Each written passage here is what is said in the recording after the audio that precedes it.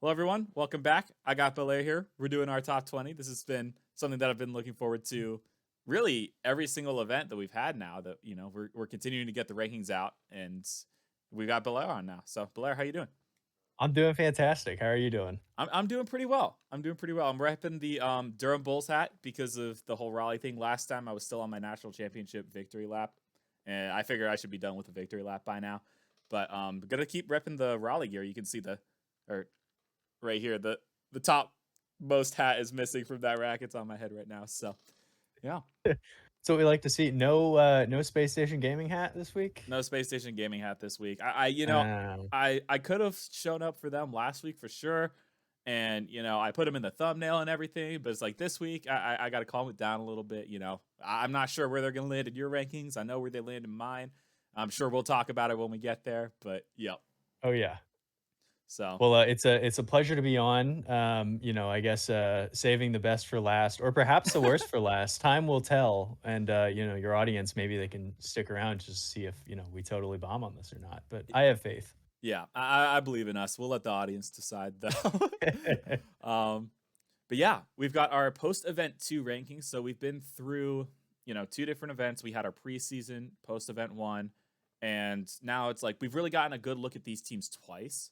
Hmm. Last week I kept like calling it overreaction weekend because that's when, a lot of you see you have everything based on last season and based on paper, and it's like, okay, now we have some real results to go off of. Yep. This is revert back to what you originally had week in my head. Because normally it's like you overreact because like, oh, we have one sample size with this exact team and they did really well or really badly. And then all of a sudden it's like, oh, so maybe they were, here all along. And so you kind of just reverse it back to a lot closer to what you had in the preseason. And obviously that's going to happen like throughout the season as teams get really good and then, go back to the performance they're expected to, etc. But this week I feel like more than any other week is where it's like, okay, maybe scale back, but I honestly don't know how much I did that this week. I know there's a couple teams I did it with, but My methodology for this exercise for the season has been try and stay the course. I'm hmm trying to have as few like +6, -9. Like, I'm trying to really, keep it within the guardrails here. But also, there's some standouts who are coming up and going down. So, yeah, do you want to talk? I don't know if I can't recall if with Myth and Captain Dolphin you kind of talk through this, but like, could I ask you what is your headspace for this ranking? Like, what is kind of the foundation of this exercise as you look at it? yeah. So, at least the idea with the project as a whole is to get like more than just my opinion to create a top 20 rankings, like and start to balance it out. Normally, the best rankings are, when you have a group of people that all put their heads together, all with their opinions, and that's why you see like stuff in sports, with college football, like the AP poll. That's 65 people that line up to create the best ranking that they can, right? So that's the idea with this. And I know like everyone in the group has different opinions and different methodologies as to how they rank your teams. You just said, you don't like to have big jumps as much. You normally try to stay the course. I'm a lot more reactionary. Yeah. I like to take into account current teams' form. And even though it's like, maybe you're not going to repeat this next week, it's like, I want to give you credit for what you did without just completely, ranking it based on what we saw this week. So, For sure. yeah, I have a lot of big movers. They're happily going to move right back down if they don't have the results. But it's like, I know with 100% last week, all three of you guys had them at 17 and I had them at 14. Mhm. So I think Yeah. that kind of shows how much more jumpy I can be. And it's not like, again, there's a wrong way to go about it, but having those multiple different ways about it can help balance out those, rankings and kind of provide a good list for what you could see each event. Yeah, and I like yours, kind of going off of it's more it'll be useful to like capture the season afterwards cuz even Exactly. I was working on something for Gingy and this is an aside so I'll be quick Mhm. with it, but I was looking at them from last season and it's like I kind of totally forget what happened already last season. I think I'm consuming too much information. So I'm excited to see this and be able to look back and be like, "Oh yeah, they started out the season really strong." Yeah. I I kind of am thinking about this like if all of these teams were at a LAN tomorrow, like who would I have beating who? You know what I mean? Yeah. That's like I try and keep it. keep it simple. And also, I'm trying my best to not look at y'all's rankings Yep. while I'm doing the exercise, because then Oh I'm yeah. like, oh, maybe I'm totally wrong on, on this team or whatever. But yeah. Exactly. Yeah. I mean, the first thing I do every Sunday is I just sit down and, create the rankings as fast as possible. I'm pretty sure I was doing that like during the event because I knew I had to go watch the Super Bowl right afterwards. Yeah, But yeah. yeah, it's like, try to create them immediately before you even see like the people on Reddit who make top 10 lists, or like First Touch gets out their top 10 lists on Mondays now even. And it's like Yep. everyone's doing this. I don't want to get influenced by anyone else, so it's like immediately pen to the paper, what do I cook up? And then from there, like once I start seeing lists, I got to hold, even if it's like Yeah, right. everyone else disagrees with it. And I know there's stuff in my list that everyone else disagrees with that, we'll have to end up seeing how that ends up falling. But without further ado, let's go ahead and jump into the honorable mentions. I think we'll hit mine first, then we'll go to yours, and then have talked with Captain Dolphin and Myth. We're going to reveal their honorable mentions as well, um, Great. just so that we see who they don't have ranked, because that doesn't really get highlighted as well in the Friday videos that come out. So I'm just going to go 3 for 3, unveil them all at the same time. All right. Might as well. You can kind of see the top one if you look at the bar here. But the first one, got to put Justice for Tech in there. Obviously, like there's a lot of qualms with, was it a, technical error? Was it like a human error? Whatever it is, it's like, I think there's a telling amount of it that it's like in seasons past, this would have been fixed instantly, and it all of a sudden wasn't fixed, and then they were left out. Mhm. They're obviously nowhere near a top 20 list just based on how they performed in event one, but still think they deserve to be in there. And it's kind of a tough look if one of your top 16 teams has the chance to miss out potentially on just a complete technical error. If you want to have more orgs coming into the scene, you want to see more investment. It's like these are the stuff that we'd love to start seeing get fixed again. So Yeah, I was thinking about like where would they draw the line? You know what mhm, I mean? If NRG had this issue, would they kind of come they in got to and be fix in. that situation? Yeah. Exactly. But it's good to see that like Com put out a tweet and he seems to be like in as positive spirits about it as you can be. I saw that Evo Yep. is still streaming really regularly, so it seems like they're taking it in stride. Yeah. Um, The team's having the best response that you could ask for them, in all honesty. Like their coach Hammer's been on about how it's like, first split was about growing, but we still have the chance to be the best team in the world, and that's still what we're focused on. This doesn't stop that from happening. So for sure. good team mentality. Hopefully, I know they're signed up for event 3. If that somehow falls through, then that'd be absolutely ridiculous considering they've gone through the lengths to ensure that they're signed up now. But yeah, excited to see what they do in the next event. Hopefully they make a decent run, at least make it to the main event again. Agreed. Second team I have on here is Novus AV. Oh yeah. Captain Dolphin had these guys ranked in his top 20 last week. He had them as his third team out of Sam. I know he's a huge Royales fan. I wanted to highlight them because they got stuffed in the worst group of death that this esport has probably ever seen. You took, all teams that made the top 6, put them all in the group A, only 4 are getting out. In Novus AV, their run in the tournament, their only losses were to Furia in the Swiss, Team Secret in the bracket, and then Godfidence in the bracket. And those are like all top 4 teams in SAM. And they go out Mhm. 9 through 12, eliminating them from major contention, basically. So tough break for them. Wanted to throw them in an honorable mention. I normally don't use these for like, 21st, 22nd, or 23rd. It's just really who I want to shout out. And so felt like I needed to give them a little bit of the floor here. For sure. And quick shout out to Kaio, who statistically is having one of the most dominant seasons in South America right now. I think Interesting. he's top 5 in like assists per game, goals per game. I gotta look at it. I was looking through D-Rex list the other day and I was like, dang, Kaio's at the top of all of these leaderboards. So That's sweet he's to see. he's shooting the lights out for sure. Yeah. Yeah. Would not mind a Kyle comeback for sure. Oh yeah. Um, Third team I have on here on the honorable mentions is Scrim's Worlds. I wish I could have like found a way to sneak these guys into this top 20. Like they, for those who don't know, 3-2 over wildcard in the group stage, 4-3 over wildcard in the semifinals, 4-3 over TSM in the finals. Out of absolutely nowhere, they have come and won the OCE event, put themselves in a position to land. If they make the finals this coming week, I know that, or whenever they end up playing, 2 weeks from now, whatever it is, if they make the finals, they should be qualified for the LAN. Yeah. So I'm really excited for this team. I think that spices up OCE a lot. I also know that this team winning an event has some content implications for me because I said in my every RLCS roster for the season, it's like if I leave out any team that makes LAN, I'll do something goofy because that means there's been a complete oversight. And while Scrims Yeah, Worlds haven't made LAN, they've won an event. And so I yeah. feel like that's close enough to qualify. And so, yeah, there's going to be some, there's going to be some goofiness because I have left them off that, every RLCS roster that you could think of. Hey, that goofiness is well warranted because I mean, who had any idea? It seemed like it was a top Exactly. 3, maybe a top 4 preseason. They came out of nowhere. I selfish plug, I put out a video on this match as Hmm. it happened. And first time in 616 days that an OCE regional was won by somebody who was not Banana Head, Fever, or Torsauce. That's crazy. So, I don't know if it's enough to be a changing of the guard, but shout out to Scrims World for getting their redemption against TSM, who had their number in Open One, and taking down Wildcard and them. That is not a Mickey run. That is well deserved for Absolutely sure. not. Yeah.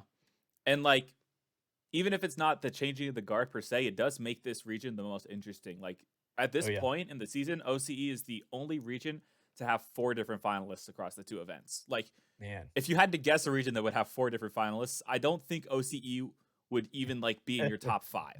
So Yeah, it's absolute scenes over there. I'm excited for that next event. that's what's up. Yeah. So you want to unveil your honorable mentions? Yeah, is it my turn? Here, let me Hmm. hop over here. I got the I'm only on one monitor, so let me All hop right. over and snag these guys. And then I'm good at sheets. I know how to do this. Bang, there they are. Hop back over. All right. Open up here. Um, Gen G, I had talked in a video about how I felt like they were certainly a top 20 team. Hmm. And then here I am several days later, not having them as a top 20 team. I mean, the results speak for themselves. Like their best Yeah. win of the season is SSG. Hmm. And that was when SSG were kind of falling off the rails, as you're well aware of. Yeah. Um, and then they've lost to everybody else who is the top of that region. So they have Hmm. 2 losses to NRG, Ultimates, a loss to Complexity, a loss to Deleted. I'm forgetting somebody obvious here. Um, but they just haven't been able to get it done against the best teams. I still believe in them, think they have a lot of talent, but they're in a really weird spot. And I'm interested to see. They're one of the teams. It's a little preemptive, but I'm curious to see what their uh, trade deadline is going to look like. Yeah. Deleted Gaming, um, unsung heroes. Who'd have thought, right? I kind of was bummed out that this is where Wavy ended up landing, where he could have, you know, made some headway on a quote unquote real roster. But I mean, Andy is playing like he was when they made a land on Dignitas, so they're looking great. Luminosity Sphinx is so exciting to He watch, is. and he's just in a region where nobody is putting any eyeballs on it. And that roster when it was LCT, Kevin, and Sphinx surprised some people at Lands last season, and I think this roster they got Sosa on board, who I was Yeah. always a sneaky fan of. So I'm looking at them in Catalysm, and then Start Point. Um, I feel like a lot of people probably haven't watched them at all, and I've tried to go out of my way and make it a point to catch a lot of them because Eugen is super fun to watch, and Achronic is still hooping in a big way. So those are my 4. And I didn't let you hop in to give thoughts on No, any you're of them. good. So You're good. Yeah. I'll touch on Gen G a little bit later. Spoiler alert. okay. Deleted. Yeah, I mean, I like this squad. I think they're performing above expectations for sure. Hmm. Um, and yeah, if Andy keeps playing the way he's playing, like they've kept themselves in the conversation. It's gonna take a step up this next week in order for them to make the land. But the Yeah, fact that they've kept themselves alive, like props to you guys. Like if you for can pull real. it off, you'll have earned it. Yeah, Sphinx. Very excited to see him on land again. I'm glad it's basically impossible for him to miss at this point. Yeah. And then start point. I'm curious. I'm gonna ask a rhetorical question because I don't want it to be spoiled necessarily. But it's like I know I have been a little bit more in tune with the Michael propaganda where he's got that Nico FC, and so watching that start point match against Ascend, absolute quality series. Loved every moment of that because it's 2 teams that you would never expect to be getting top 6 in Europe. Battling it out in a game 7 overtime. That's Hmm. exactly what we ask for, right? But it's like also watching that series, there was an aura of inevitability where it's like a Chronic's going to score the winner for this. Like at the point that we're in, like experience matters so much, and it's gonna be a Mhm. chronic. And of course, he's the one to bury that, right? But yeah, I'm curious to see if Starpoint can take that momentum from the top six. They put up those 2 games against Vitality as well, which is rather impressive. So curious if they can keep that momentum going for the next week.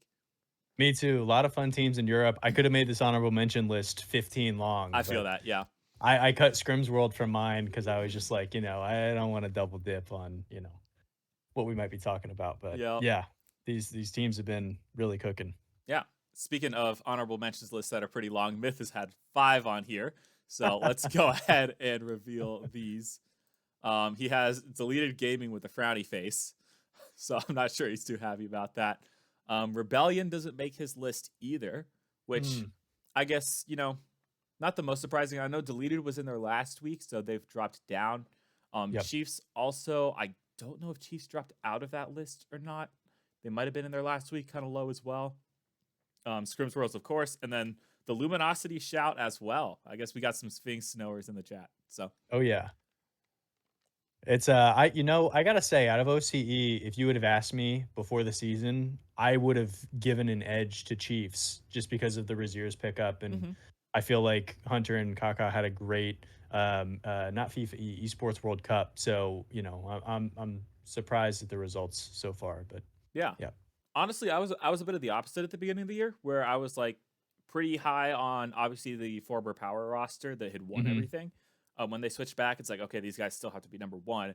But then that Amphis, Locky, and Kaka roster were tearing it up during the offseason. They won basically every threes tournament that you could down there. So I was like, I'm hyped for this TSM squad. And then after the first event, it was looking a lot like TSM was that solid third. Solid revenge match for TSM. They had lost 3 straight against the Chiefs and then went on to sweep them to make the finals to keep themselves in this Mm, conversation. But yeah, a lot of OCE is going to be pretty entertaining because of for how real. close it's been. So Yeah. we're gonna rag on that a lot, I'm sure. I'll go ahead unveil Captain Dolphins as well.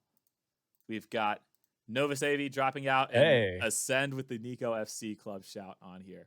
So yep, I'm hoping to see some Ascends. I mean, I can go ahead and mention I don't have them on here; they just get squeezed out. But yeah, I'm hoping they continue to work themselves into the conversation a bit more consistently.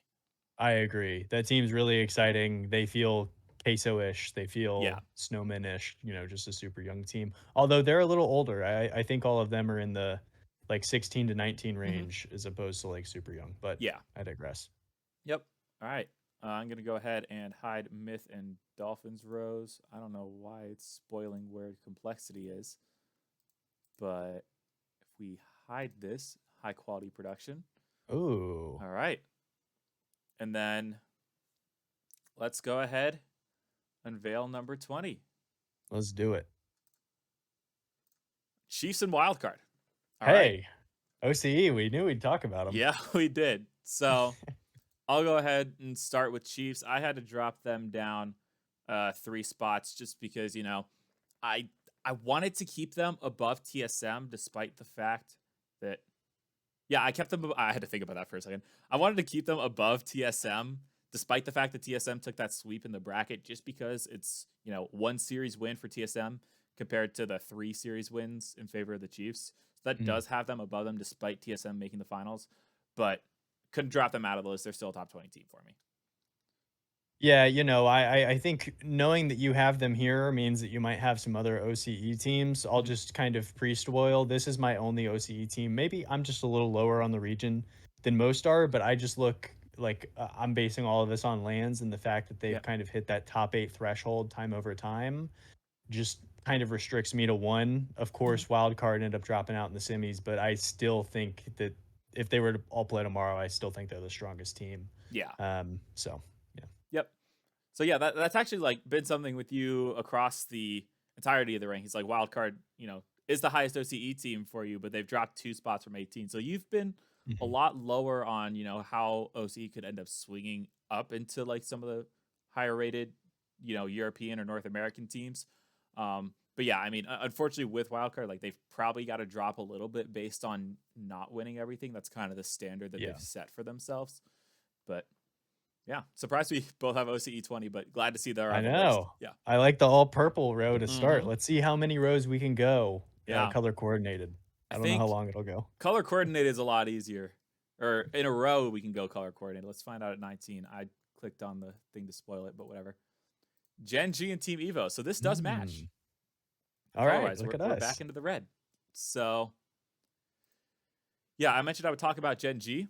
Um, Here we are. So I have them with 0 movement. And that might surprise a lot of people, but here's the logic I'm working on. I'm going to go ahead and open up my terrible spreadsheet apparently, and not people Oh, haven't liked this for some reason. I think this is brilliant. I know the this is a good idea idea. the idea is great. The execution maybe not always the greatest, but that's kind of par for the course for me. But we've got the team series tracker where I'm tracking every single match that all the teams anywhere near these rankings end up doing, right? Look at this. Yeah.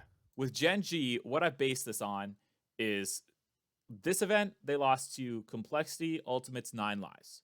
And then they Mhm. beat Deleted and Space Station. These are all teams that made the top 6 last event. Yep. And they went 2-3 against them. Beat Deleted in a sweep, beat Space Station, who got top 2. Yes, Space Station. We don't talk about that. But all of their losses are very, very high end losses. And then another team that they're very close to in a lot of people's rankings, that being Deleted, they've swept twice.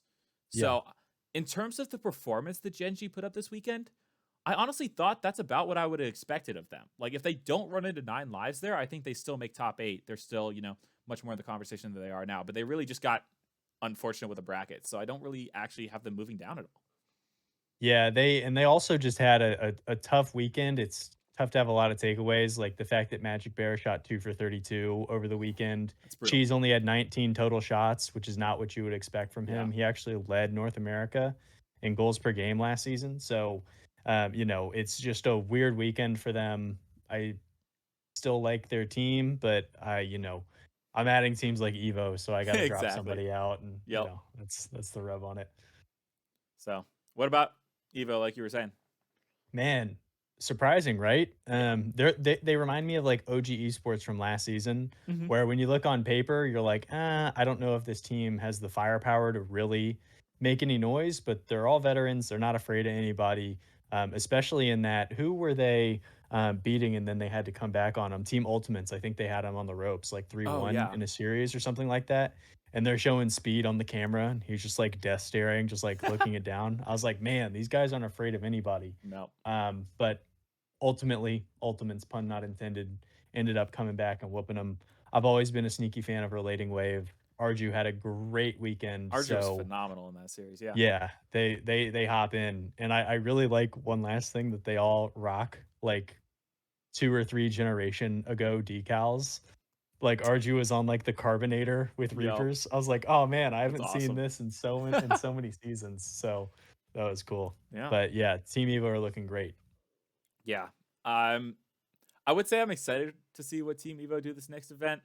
I'm not fully bought in on them, to be honest. I think that you know they they've had that run. Let's see how they respond to it. But that being said, I've got them at number 18.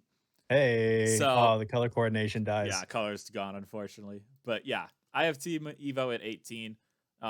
They were very difficult to stack up against where I would have their ranked compared to Gen G, just because like I'd argue that your Gen Gs, your Evos, right now your Space Station, Deleted, like maybe even throw 9 lives in there. It's like a lot of these teams are very like jumbled up, and at least with Gen G, Space Station, and 9 lives, I kind of saw like a rock paper scissors where it's like, Mhm. okay, 9 lives is going to beat Gen G beats Space Station, and Space Station is going to beat 9 lives. But where does Team Evo fit into that? And Yeah. I ended up throwing them here. They've had a good run. Again, I feel like this is probably going to be one that's a little bit overreactionary. I don't know if I have the most faith in them to continue doing what they're doing. And selfishly, as someone who wants to see, the newer, younger North American talent make the lands so that, we don't have massive catastrophic, loss in faith, et cetera, whatever you might call it. It's like, I don't necessarily want them to make the land. Maybe that's a bit hater energy from me. That being said, it would be fun to see speed at land. So it's a Oh, give for and take. real. If it's like Team Evo and complexity, you're like, come on, guys, Yeah. taking all our spots, you know? It's like we got to get Yeah. North America back on the map. Yeah. For real. And they're probably in one of those situations where unless they just have another really consistent run, they're probably going to drop out. And that's kind of a similar situation like this MTS squad here. Mhm. This is Mawson's roster. Yes. Um, a lot of talent, no stat does a great job of telling you exactly what's going on. Like it's always it's there's layers to it and you have to work on the eye test as well. Yeah. But something that I've been seeing this season is I've been looking a lot at shot differential and it seems like it's a pretty good indicator of who is producing a lot of offense. And if you Mhm. look at Mina, Twisted Minds are head and shoulders above the rest in shot differential and then obviously Falcons are right there. Then MTS are third. Okay. They're really putting a lot of firepower onto these teams. They've worked really, really competitive against some of these top rosters. They beat Al Qadsiya, is that how you say it? Tox's I think team. so, yeah. Um, and I just feel like this roster is really great. Mawson is one of those guys where once you kind of fall out of those top 2 teams, you're kind of forgotten about in this region. Yeah. But I thought that he was excellent on roll 1, and they're continuing to produce here. So, I don't know if they're gonna stick around. They're almost certainly not gonna make it. I think Team X is in 3rd place. Yeah. So, but I wanted to give them a shout here. Yep. I know Mina scenarios got like super wonky with Twisted Minds taking the regional. Like it really Mhm, blocks anyone else out from making that land. MTS, I believe, are at 12 points, so they're that'd be 13 points back, which is mhm. you know verging on impossible. Like you'd have to have a tech situation to be honest. But yeah, I mean, I was noticing a lot of people had Alcazia ranked third. I know there's a lot of hype behind Doctor Known and Nush, and then obviously they import Tox, and that Mhm. MTS win over them, like that's pretty telling. So, yeah. Yeah, and they split the series so far this season. I Mhm. think, Alcácer caught him in open 1, but on that shot differential, Alcácer actually in the negative. So, Wow. their offense is not, pumping as you would anticipate. Yeah, I think based on what I've heard, and like I know Tox is known as a more defensive player. Mhm. But from what I've heard about Nush, he's very similar. I've heard comparisons to Ocalid as well, so I guess that doesn't surprise me the most. But Mm. in terms of like, is that a long term sustainable practice? I don't know if it is, especially in a region like Mina. So For real. yeah, jumping up to number 17. Let's see what we got. Corinthians and Space Station. So I'll jump ahead. I've got my third North American team on here, which is -6. kind of crazy. They jumped up 6 last week. They're right back down to number 17. This is the revert week, right? The roller coaster, yeah. Yeah. So again, this team there were a lot of results this weekend or this weekend, the past 2 weeks, whatever it is. Yeah. It's like there were a lot of results where I'm like, are you guys kidding me? This makes it impossible to put any kind of rankings out. Like it there was some chaos at the top, Vitality's taking some losses you wouldn't expect them to. Falcons is dropping the regional. Space Station is not even making it. And it's like, how much do you evaluate with Space Station? Like, they took down the best teams in North America, right? They took down Energy in the group stage. They took down Ultimates. Like, those are your current top 2 rated teams. So they have the ability to do that. But they also have the ability to lose to Lotus 8 and lose to Pioneers and not even make the main event. And so there's gonna have to be some give and take there. Like if everyone's list, there were people who shot them up higher than I did. They're gonna be shot right back down to where they were probably on those lists. But in current form, you definitely got to drop them. But how much do you like really drop them, knowing what they're still capable of? For real, I have them a little bit higher, Mhm. so I'll try and preserve some thoughts, but Yeah, I do think that they are definitely the hardest team to sort. Like when I was sitting down to do this exercise, they were the team that I moved around the most just yeah, because you kind of don't know where to put them, exactly. you know? Corinthians, huh? Yeah, I excited to hear this. I'll touch on them after you as well. Yeah, Sam has been a lot of fun. They're right after Europe, and the way that my work schedule goes, I actually have probably caught as much Sam live as I have Europe Nice. this season. Yeah. And Corinthians, I mean, to start like a really cool story, when they got picked up, Brad had put out a photo of him wearing a Corinthians soccer jersey Oh, from when that's he cool. was like a little kid. So a pretty full circle moment for a player Nice. that I really enjoy in Yeah. Brad. And Sam has been tough and Novus AV definitely deserves a shout. Blazer is up there, Sunset, a lot of really good teams, but this Corinthians squad, if I was just stacking them up in a LAN environment, I believe in the fact that this team has a couple of players who have kind of been there and done that before. Yeah. So I just edge them out over Novus AV, who have a player like Alpe, who Oh, I think haven't Alpha, yeah. I've just seen before. I don't really know his game and style as well. Yeah. So um, these are the new ones that I have popping in here. Another situation where I highly doubt that they're going to be able to eke out a spot just because of how good Furia and Secret have looked. But I know that we're going to talk about those teams in a little bit here as well. Yeah.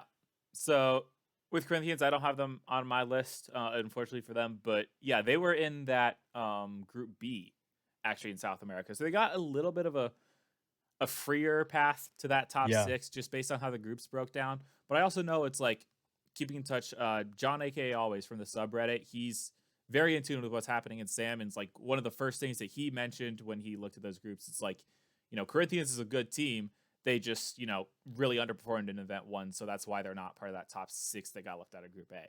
Right. Yep. And I think they really showed that that first event was an underperformance and they really bounced right back up. Because I know a couple other people that I've been working with. One of them had that.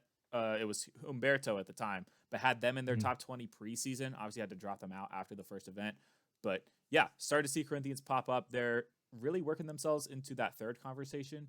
If we take a look at the series that they've played, they really haven't really dropped that many bad losses, right? This Moonrise team, this is the former Shaman roster. This is Yukio, KNS, and Yan D.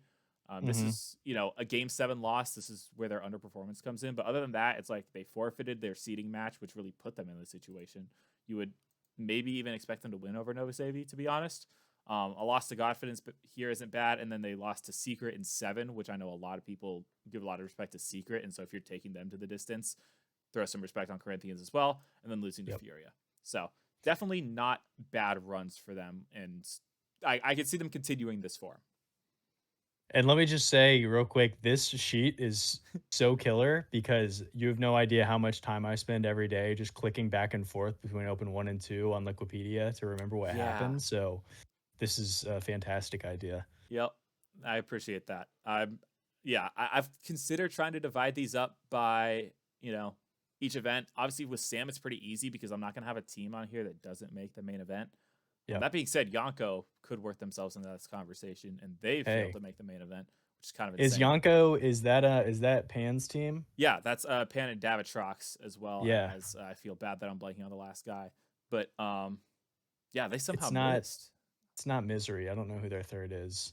Did you know, I might be saying something that you already know, but Davitrox not only plays keyboard and mouse, but he doesn't use a mouse? Oh yeah, he showed that at FIFA E, It's right? all Where he was, keyboard? Yeah, yeah, so that's crazy. insane.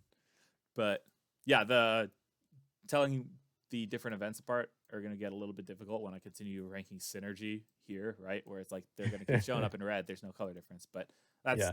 that's a bridge for come Sunday. That's a But future Martian problem, you exactly, know? yep. Yeah. Jump into number 16. Let's see what we got.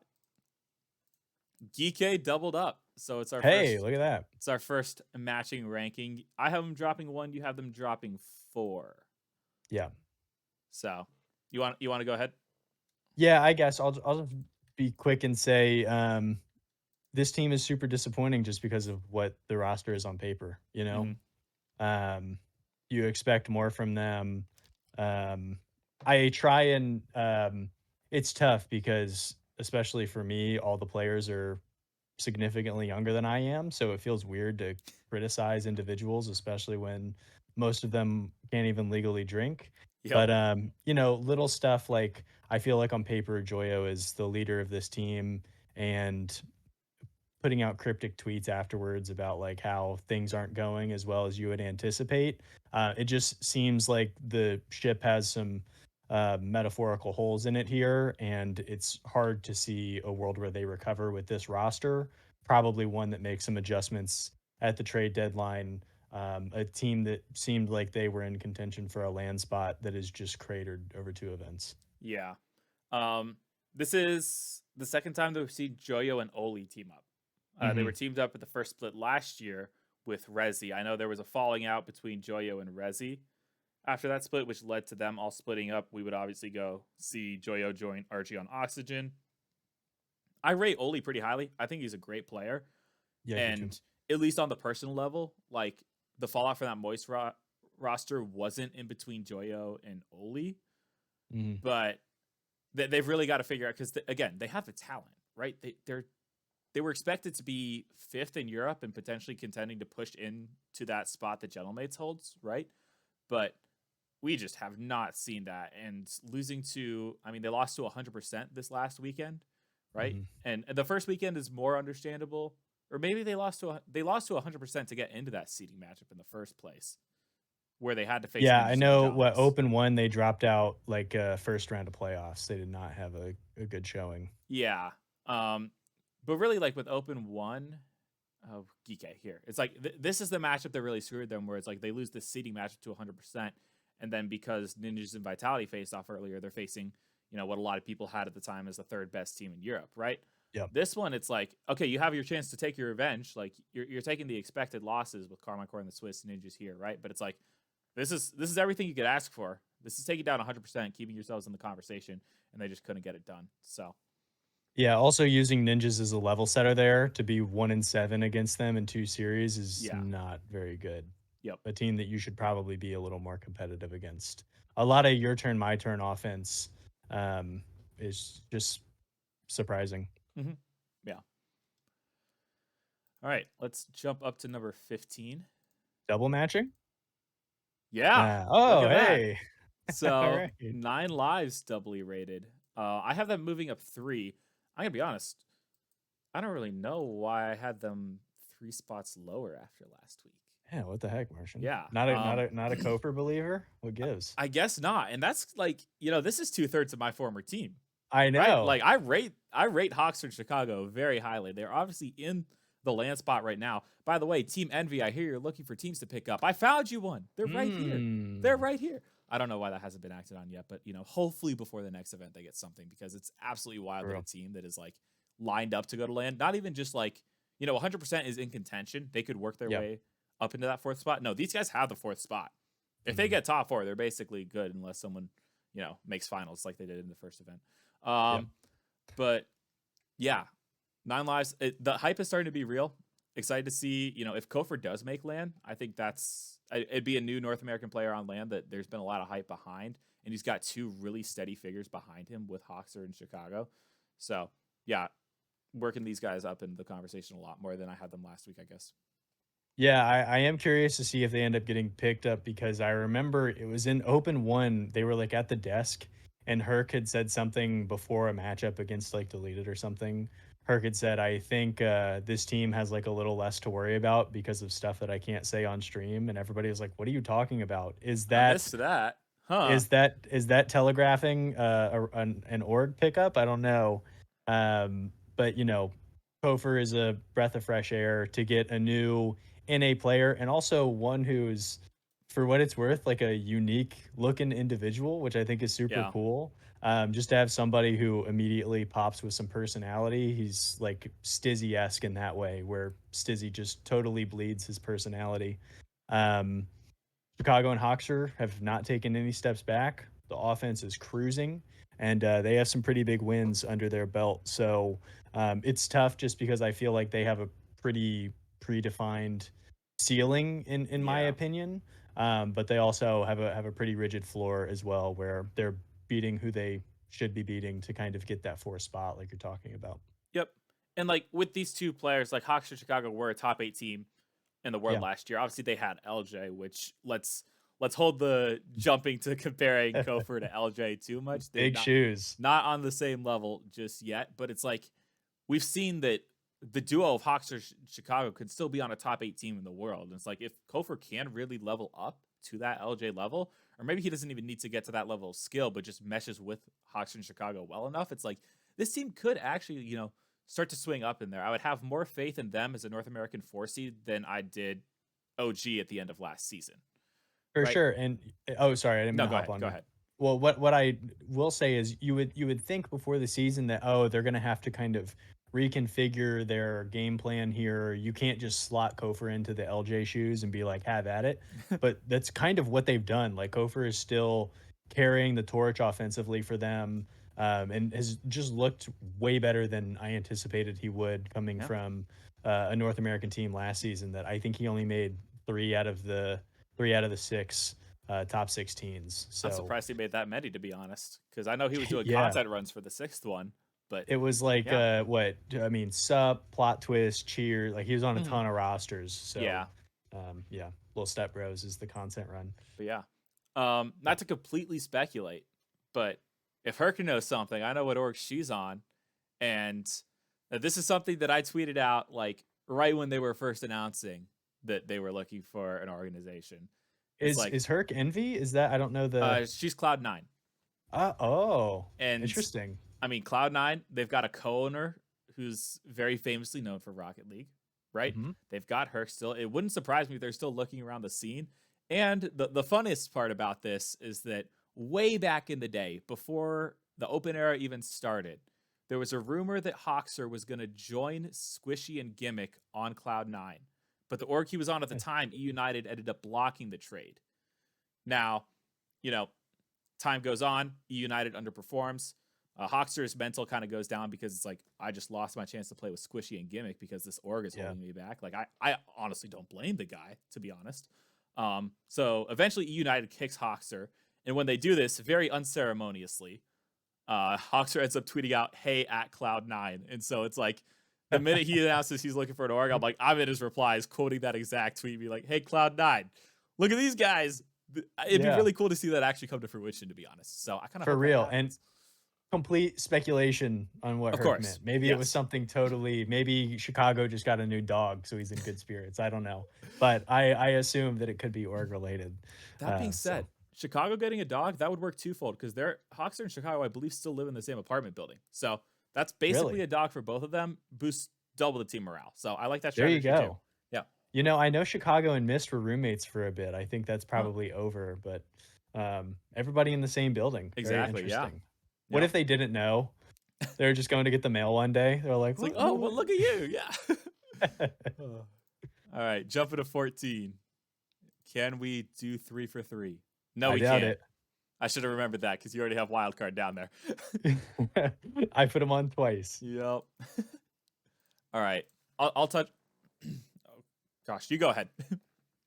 Sorry, was there? I might have lost you there for a sec. No, you're good. No, this space station. You know, uh, I think everybody has the exact same. Everybody's brain goes to the same spot when you have a bad result, right? Young team, they'll bounce back to this. Yep. Again, like the Lotus loss was really rough. That's a blemish, especially after the open one that you have.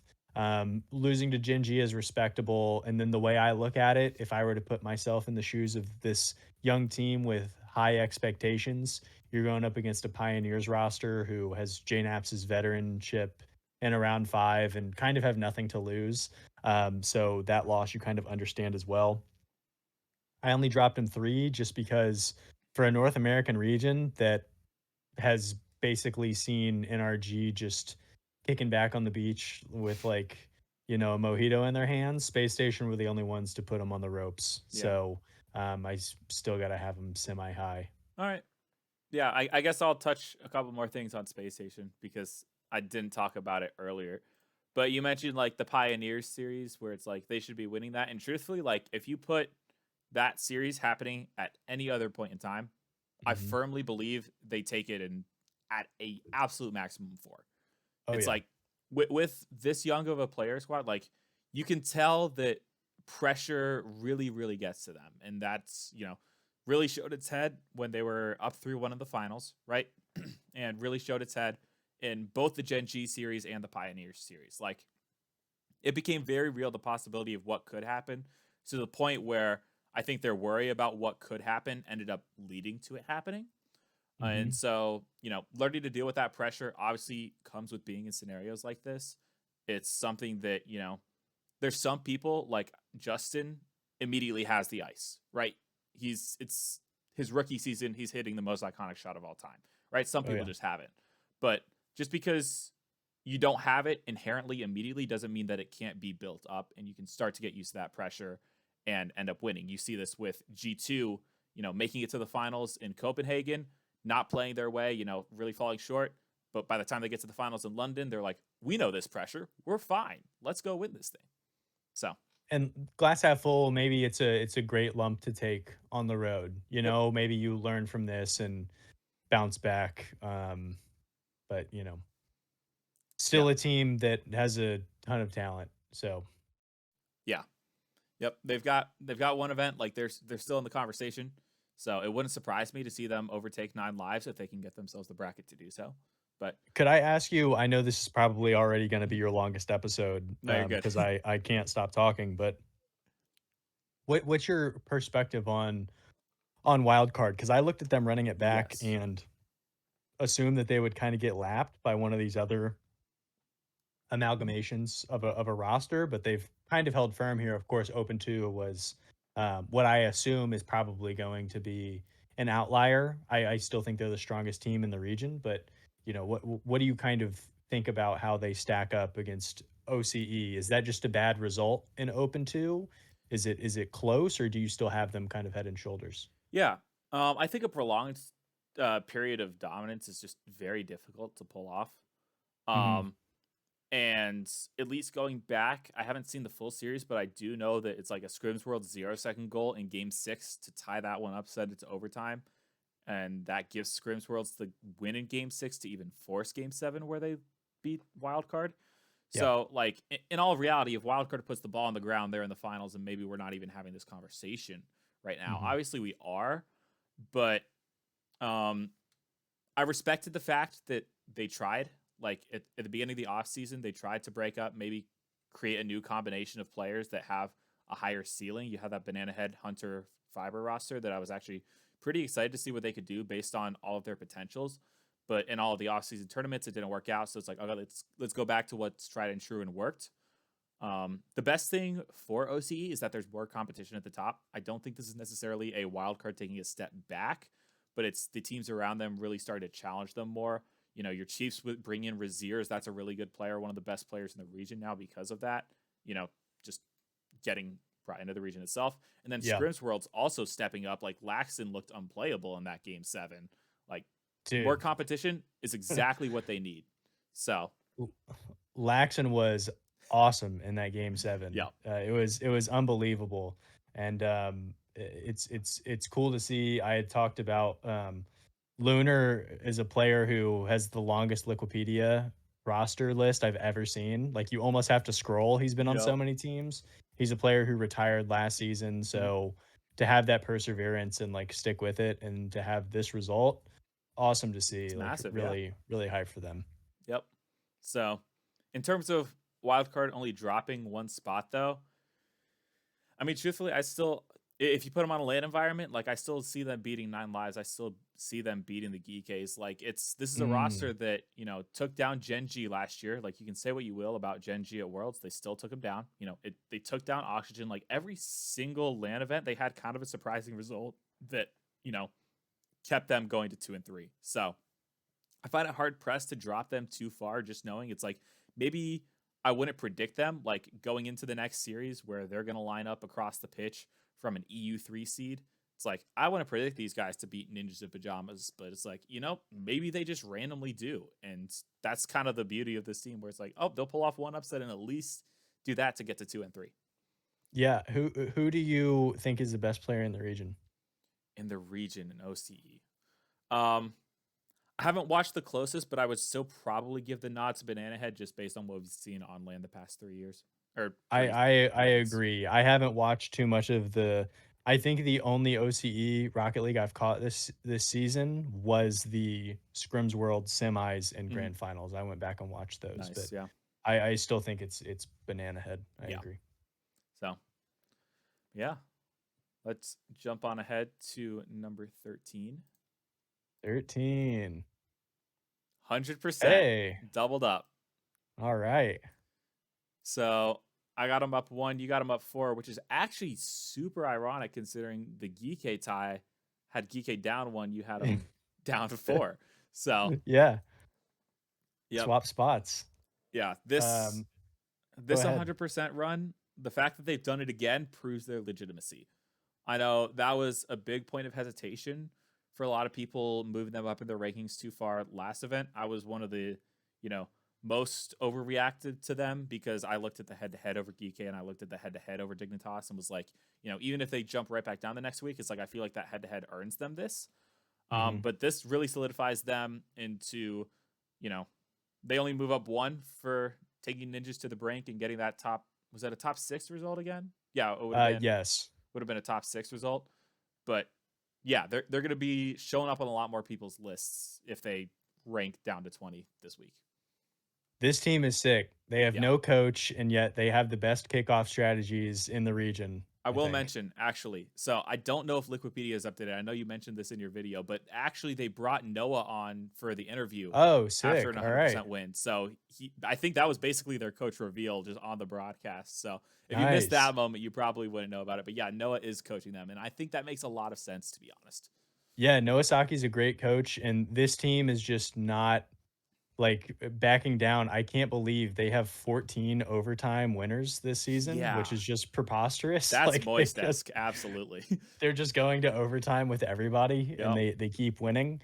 And if you would like one of the things that I had found about this team was Direct, his sheet has been awesome this season, and one of the things that he's been counting is win percentage by getting scored on first or scoring first, Right. Yeah. and 100% are just totally out of the ordinary with how often they get scored on first and still win. They're up like 20% over the next best team. So they just are not deterred by anything that's happening.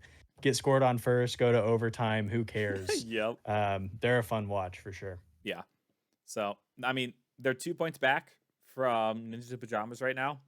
They really got screwed by the fact that Dignitas showed up on the weekend For because real. I put out that video where it's like, this is what you guys need to happen in order for you to still be in contention. And then Dignitas really ruined that entire video by, outperforming everyone's expectations. So, Yeah. because of that, the top four is very difficult to breach.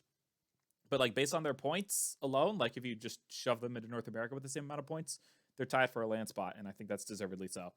Yep. So you really only got to outplace the Ninjas by one, which is not an impossible result. You obviously lost to them last weekend, but it was a competitive series. Take that, learn from it.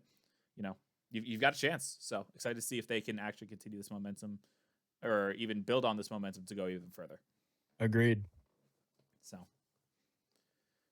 let's jump to number 12. Double Team Secret. Wow. Look at us. Yeah. We're copying the How homework. many how many ties is that? One, two, three, four ties already. That is that more than Myth and I had? Because Myth and I, when we did this, it was the preseason rankings, but we Yeah. also just didn't have them tied at the top, to be honest, because I had Falcons at number one at the start. Oh But man. Secret at 12, you've got them up two. I've got them down three. Go ahead and talk about them. I'm conflicted on this team because I think Swift is the most fun watch in the region. I've never been a real Mata cheerleader. Like Mhm. he has the results, him and Astramic, and I can't recall their third. Was that the Brad team? It was, I think. Mata Last Astramic in 23 with the Ninjas. Yeah, I think that was Bems. it was Bims. You're Yeah. correct. Like that team was exciting, and Mata was like, "Oh, look at this new young Yep. South American player," and he kind of has hit like a. It's not a sophomore slump anymore. A junior jurisdiction. I don't know. Yeah. Alliteration isn't going to help me out there, but he just hasn't taken the leap that you would have anticipated. I think KV1 has totally revolutionized his game from being a defensive stopper to now being a great offensive player. And to be fair, I have made a point to like lock in and take notes on their matchups against Furia, where they Hmm. don't look like they're contending. Of course, they went 7 in open 1, but they got the wheels blown off of them in open 2. Yeah. So is it super fair to try and, put them into the context, the grander context here just by getting, your butt whooped by Furia. I don't really know, but I mean, this Team Secret team is fun to watch, and especially Swift. Like, Yeah. half baked idea. It would be so cool in a couple of seasons if you could be watching an event live and just watch like a player cam. That'd be so awesome, as opposed to just director view the whole time. And the directors do a great job. But like on a LAN setting, if I could like pay-per-view, pay $10 to like watch Swift for the whole event, I might do it for some series. Yeah, those are like the intricate ideas that I'd love to see if we really want to actually start monetizing the space. It's like figure out a pro play view. Like Yeah, right? um League of Legends in North America actually had this for a decent amount of time where it's like Ooh, it was a pay-per-view model where it's like you pay a little bit extra, you can watch a certain player's perspective, right? And I think, that would just be, an option where it's like obviously you're not putting the entire thing behind a paywall because I believe that would instantly kill the esport, I right? agree. But it gives the option where it's like if you want to learn more, if you are invested, it's like you can pay a little bit more, watch from anyone's perspective, and really get an idea for how these players are doing. And like you could even use it as a personal improvement tool for playing the game yourself. For So sure. yeah, would love to see that.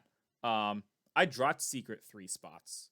Mhm. Um, I've noticed this is something that I brought up in our chat last rankings. A lot of people make top 10 lists. And I feel like the danger with top 10 lists is that there's always someone that you want to sneak in there at number 10. You're Yeah. always looking at the bottom and you're being like, who can I sneak in? For example, Gibbs had a wild card at number 10 after event 1. A lot of people had snuck Space Station in at number 10. And truthfully, I feel like there were some teams that were really getting left out Mhm. because it's like, oh, but I got to put that team in the top 10 because of what they did this weekend. Right? That's why I've loved this top 20 because it's like, you've either earned it or you're not. Like, there's no, I'm not really looking at the 20th spot and being like, oh, I have to Oh, have this man, team let in me, here. like yeah, let me show my, secret sauce, yeah. Exactly. Because it's like, if I made a top 10 list and didn't have Space Station in it after they made a finals and nearly won the event, people would be looking at me like I'm crazy, right? But I have them at Mhm. 11 and I'm getting comments being like, wow, you guys had a Space Station in 11 and then you had to, they didn't even make the main event. And it's like, okay, well, what am I going to do about that? But I feel like Secret was a victim of this. And I've really seen them start to pop up this week now that, as I mentioned, Space Station and Wildcard, both those teams lost, can't really have them in the top 10 again. All of a sudden, Team Secrets work their way up into the rankings, which is a Mhm. little ironic considering I thought they were a lot closer to Furia last event than they were this event, especially based on how those finals went. It's like, they got 4-0 this time, but all of a sudden they're like working their way into the conversation for a top 10 team a bit more. So I definitely, I had them at 9 last week. I had a lot of faith in them after taking Furia that close to the wire. They didn't do the same thing this week, so they end up getting passed up by a few teams. I don't know if I believe in them any less, truthfully, but there's a couple teams that really impressed me that I figured had to jump above them. I agree, and if I could yes and you, I know I already said my piece about Team Secret, but for me to be, like, negative about Mata isn't fair. South America is really strong, and there's a lot of teams who are very competitive, and Yes, Team Secret have done the job and got to the grand finals 2 times in a row with a player in Swift who is fresh onto the radar. So, hats off to them. They deserve this spot for sure. absolutely. I believe the two top teams from Sam are a lot more heavy favorites this year than they were last year. Mhm. Maybe barring like I don't even know if that would be true for the first split of last year because everyone was pretty confident in Complexity and Furia for being the top two that time. But Yeah. South America last year was the region with the most unique regional winners. Like Oh, that's cool. they had more regional winners than Europe. They had more regional winners than North America. They had 4 different teams that won a regional, which is That's a cool stat. insane to say for South America. So there's obviously a lot of depth and talent in that region. So Yeah. granted, complexity moved up, Secret combined forces. So I don't think there's 4 teams that could win it this year. But it's not like they're playing against, as Myth would say about me in a champ threes. So yeah, it's a little harsh, but Oh my gosh. let's jump to number 11. Gentlemates for me, Mm. complexity for you. All right. You want to go ahead on complexity? I'm going to grab a jacket because I'm getting cold. Yeah, of course. I think that Complexity are a very clear, they are clearly in the spot that they are in North America. We could talk about whether or not you want to shuffle them with Space Station. Again, roller coaster of results there, but good wins. They still feel pretty clearly below like an NRG team, and CRR has been playing pretty well. One thing about him is you kind of like I guess I've just been watching this team for a while in different iterations, but you kind of know what they're gonna do. Like they like to turtle up, they're looking to counter, they're getting up high to the ball, they're playing a lot of midfield stuff. If you look at their, when you go on like ball chasing to watch a replay and you can see all of like the saves and shots and Mhm. goals that occur, theirs are typically pretty blank. Like they're trying to just like lull these teams into like not a lot of shots one way or the other, just playing a lot of midfield back and forth and just looking to pounce on those openings. They make me really nervous when they're trying to do goal line stands and like a half court defense. But Diaz has looked exceptional, and like one of the best players in the region so far. So I would be interested to see them on LAN. I think they probably perform better in regionals than they will at LAN just Mhm. because of that Diaz newness. But maybe that's my traditional sports brain talking. I think we've kind of seen historically that rookies still do well at LANs in the RLCS. So who Yeah, knows? we've seen a decent mix, and truthfully, I'd actually kind of want to do like a study on this, maybe where it's like if the player is a ones player, how do they compare if they're not a ones player? Because ones, Mm, obviously, there's a lot of pressure on you and yourself to do everything right. Otherwise, you're, yeah. you know, balls in the back of your net, right? And at least the biggest example I can think of is Daniel's first land. Obviously, he got off to a really shaky start, but by the end of the land, he's, getting chance in the crowd, making top three, right? So I wonder if it's like if you have that ones background, are you going to have a lot, you know, better chance of showing up under the pressure when you're showing up for your first land? Um, but yeah, I'll touch a bit on complexity a little bit later. I like the stat about how they're basically lulling teams to sleep, right? And popping where they are Hmm. because when this team pops, this team pops. There's that very memorable play where it's like a CRR psycho or maybe it was a The DS psycho. psycho end to end. Yeah. Exactly, and it's like okay, boom, it's in the back of your net, but you know 2 seconds before it's like okay, we're just going through some gameplay. Hmm. Um, as for Gentlemates, I have them dropping 4. I guess I'm guessing they're still on your list, to be They honest. are. Um, I'm surprised you have them higher. I am not hitting the panic button for Gentlemates just yet. And despite the fact that the points are bad, here is why. If we go into the Europe, let's look at Gentlemates. They've lost to K Corp 3 times, lost to Ninjas twice, and lost to Ascend. Hmm. This is one bad result.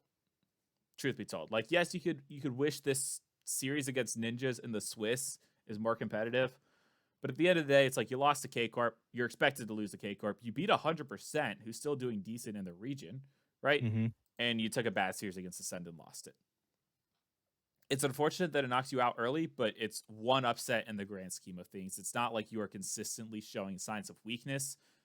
This team could very easily still make a top 4. This team could, if they figure it out, swing into the top 2 even. Like, I'm not hitting the panic button, but yeah, I've just got teams that I had to bump ahead of them this week.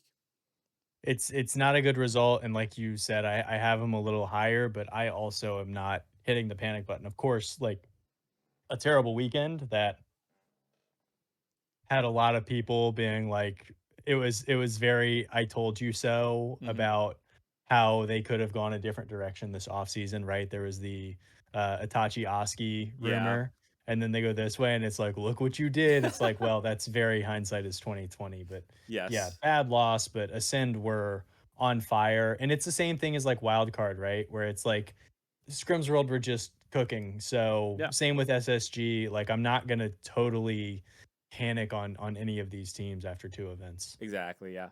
So, Gentlemates, I mean, they could easily. I saw some people being like, "Oh, this is like their world's chances." And it's like I just don't believe that's true. I disagree, yeah. Like, yes, it's probably the major just by the way the points work out, but it's like you can come back in the second split and still be the fourth best team that everyone expected you to be and cruise to a LAN.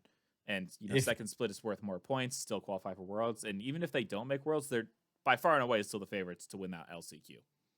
Sometimes if I'm stuck on where to put a team, I'll do the hypothetical of if they played 10 times, Hmm. who would win where. Like, if they played Dignitas, and of course, I, as you could tell, have Dignitas higher than Yeah, this, but like, if they played Dignitas 10 times, I probably have them winning more than Dignitas. Like, it's it's probably fair. 6 out of 10. So, Hmm. I still think Gentlemates like have a ton of talent, All right. but just they haven't put it together. Yeah.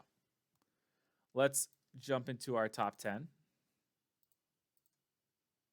I've got complete. We got them switched. Look at Oh that. man. So I'll touch on complexity really quickly. Yeah. I haven't wanted to believe in this team. You know, I talked about it a little bit with Team Evo as well, where it's like I'd love for North America to be represented by North American players. Uh-huh. Um, I don't think it's a bad thing necessarily that like there's imports coming into the region, and obviously it's a lot less of a problem with North America than it is regions like APAC and SSA. I think that situation needs to be addressed long before we start, trying to create guidelines for North America. But they're really showing up, and I didn't want to overreact to their victory over Ultimates last event because again, I figured that was an upset, and Ultimates just had a bad weekend where they started to fall apart. I think that was pretty well proven this event where they bounced back. They almost beat Ultimates though, and that was like, okay, Yeah. you almost did it in a best of seven a second time. That really gives you props. You've you had a Mickey group, but at the end of the day, it's like you still took care of business and then made top four after beating Rebellion as well. Like it's a very solidly third team in North America, and it's going to take some upsets to take them down. So, in a world where the fourth spot for North America is very confusing, like I was talking about the rock, paper, scissors, Team Evo and Rebellion somewhere fitting in there, deleted, trying to make runs. It's like there's a reason complexity isn't in this conversation. So, Agreed. And, that Ultimates was a great series for yes. Ultimates. I think if they lose that mentally, you're probably in a different spot. But to be able to come back, like Complexity really kind of fell apart down the stretch there. And they were doing the same against Shopify, where it seemed like Shopify had him up against the ropes too, Yeah. and then Diaz had an excellent save at the death of the game in Game 6 to Yep. move them on there. So a team that has a lot of talent, but they seem to get really nervy as it gets tighter and tighter, Yeah. which kept him out of my top 10. Mhm. Um, and Gentlemates, you know, ton of talent. I think Seiko's probably it's tough to do these just because it's kind of buyer's choice. But what, a top 10, top 15 player? Rudosin and Juicy have both been on elite teams. I have them top 10 just because I lean pretty heavily on Europe being the best region. Mhm. So, you know, Yeah. All right. Jump to number 9. It's a pretty easy one. We got the same two teams back to back. yeah, yeah. Break it down pretty quickly. All right, this is where Oh, I have hotter takes than all right. a lot. So I've got ninjas at 9. And yes, I do have Dignitas ranked still, obviously, which means I have 3 European teams ahead of them. I have been watching, time and time again this week as I see more top 10 lists come out. We mentioned the top 10 lists are all over the place, right? And I see Hmm. everyone's still got ninjas ranked higher than Dignitas. And I'm sitting here, I'm like, I have Dignitas ranked higher. I have Dignitas ranked higher. I'm gonna have to defend this, and truthfully, I'll keep defending it because if we look at the team series tracker, beautiful, beautiful team series Look tracker, at this. this is incredible. So you've got your 2 final results against K Corp, right? Everyone's just getting swept by K Corp.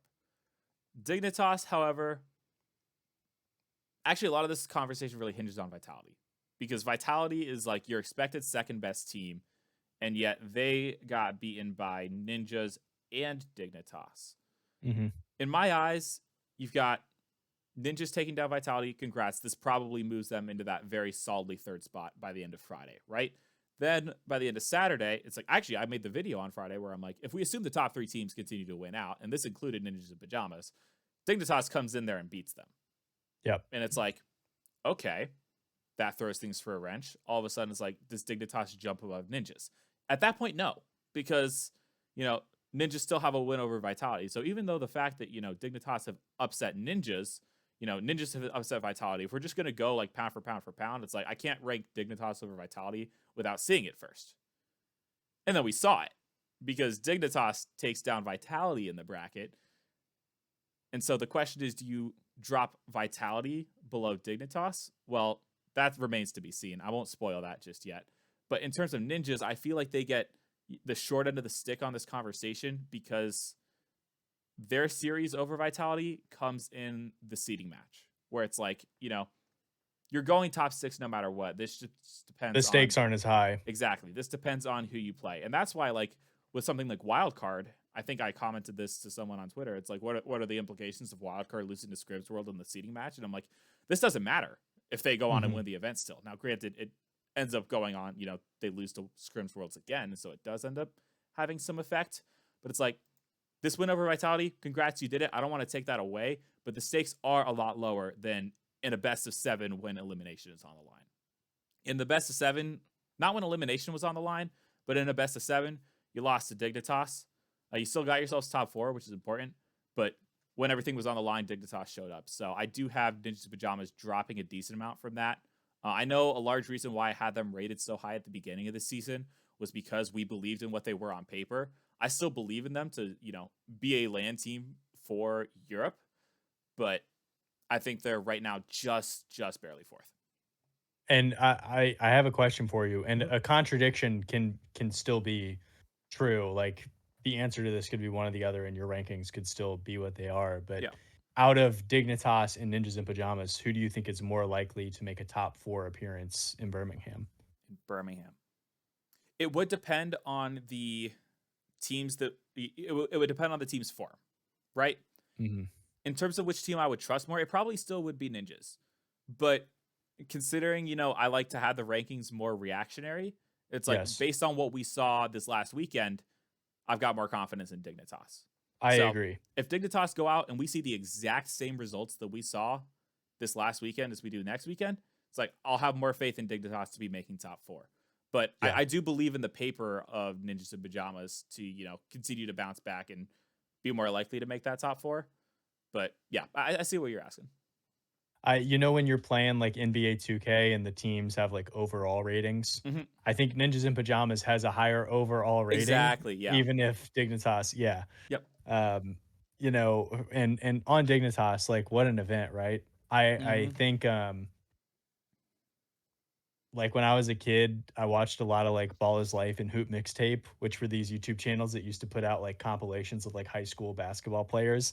And I feel like if you were to have like a montage of like Joria's best shots, you Yes. if you had no idea and you watched it, you'd be like, oh, this guy's the best player in the world, right? Absolutely. Like that shot he hit off the coming off like the back post and like dropping it in Yep. was so nasty. Prime And Joyous. for real, and apparently Jack put out what's typically my favorite content on YouTube, which is comms videos, Oh yeah, I still got to go back and and watch that. they just like I my biggest concern with this team preseason was what are the roles here? Like, is this supposed to be like because they were rebuilding around Stizzy, Hmm. right? That's like Yeah. how they framed, that's how they worded it. And so it was like, is this gonna be like Stizzy's team? Like, who are we like fighting over who's driving the car here? Yeah. But like Stizzy was great in his communication. It seems like Jack is leading. Violent Panda as a coach is excellent. And there's still that synergy between Jack and Jorias, who everybody has them falling off just because they're aging, and that's probably more accurate with Jorius, but he had a great offseason. Hmm. And I still think Jack like he gets overshadowed by what he does outside of the RLCS, but is still pretty firmly a top 20 player, I think. So, yeah, that team is legit. Yeah. I think there's a lot of overreactions to Jack and the, you know, downfall of Gen G last year. And now that Hmm. he's not part of that team as well, definitely doesn't end up helping. But as to your Stizzy point, it's like I think the organization's original intent is to rebuild around Stizzy, but when you get apparently Jack and Jorius, you're not building the Yeah, team around Stizzy at that point. Let's be completely honest. Due respect to yeah, Stizzy, but this is apparently Jack. I know the thing with Jorius is that before last season, he had just finished up schooling at like the end of 2023, and so he was yeah. going to be able to focus full time on Rocket League. We didn't necessarily see that in results last year with Joreos because there was the whole curse, which definitely affected them mentally at some point. But we saw it in the Swiss. They have, multiple wins over that Gen G and Swiss, beat G2 and Swiss. They were obviously a different team before reaching the quarterfinals. Now that they've broken that curse, like, glass ceiling's gone, right?